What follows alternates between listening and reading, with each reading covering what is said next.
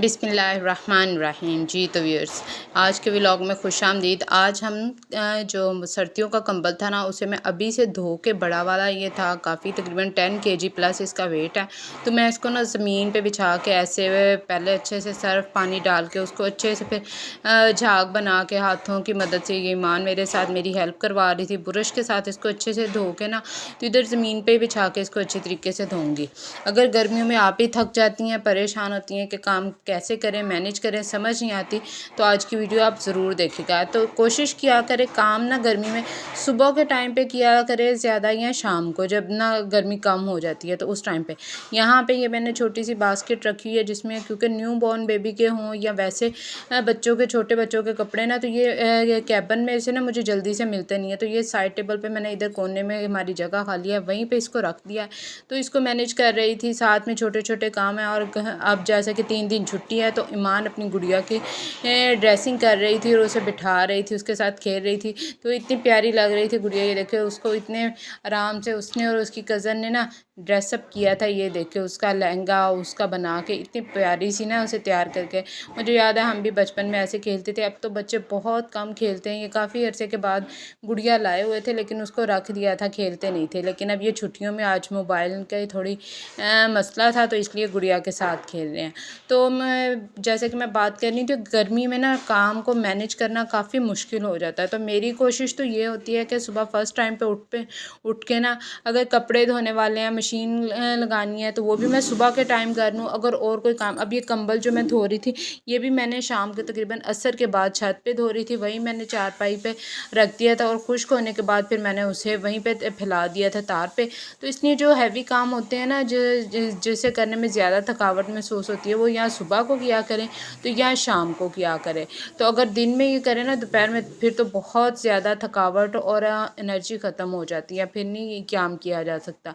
तो छोटे छोटे ये आदतें, छोटे छोटे ये काम होते हैं ना, उससे हमारे ना जो बहुत से मसाइल जो है ना, वो सही हो जाते हैं कि हम कम इससे मतलब खुद को भी फ्रेश रखते हैं और हमारा काम भी निबट जाता है।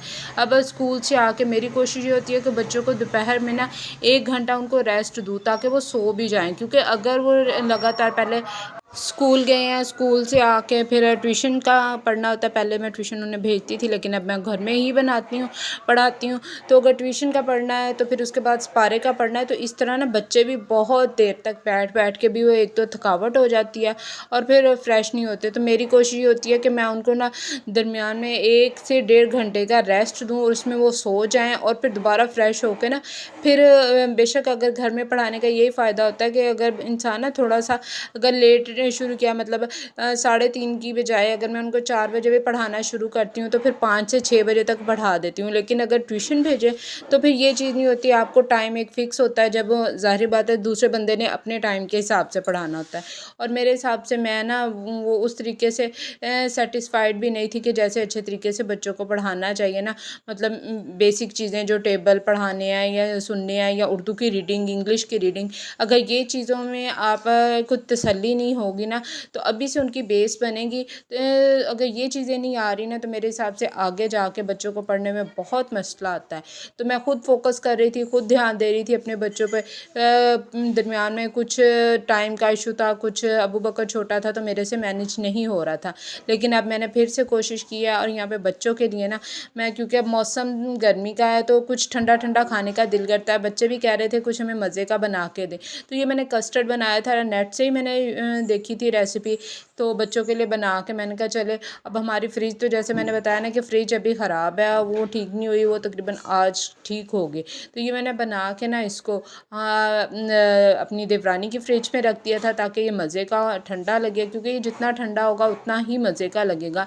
एक दफ़ा पहले भी मैंने ट्राई किया था, तो बच्चे बहुत खुश होकर ये खा भी लेते हैं और इसे इंजॉय भी करते हैं। और क्योंकि खाली कस्टर्ड जो होता है ना, उसमें क्रीम वगैरह ये चीज़ें डाल के बनाए, उसकी निस्बत मुझे ये वाला वाला चीज़ के ना इसमें मतलब ब्रेड के पीसेस लगा के, तो वो मज़े के लगे थे और बहुत मज़े के बनाए। आप भी ज़रूर इंजॉय कीजिएगा, इसे बनाइएगा मेरे कहने पे एक दफ़ा। और इसमें मतलब कुछ भी नहीं था, मुझे लगा ना आसान था बच्चों के लिए, खाना भी और फिर मज़े का भी था।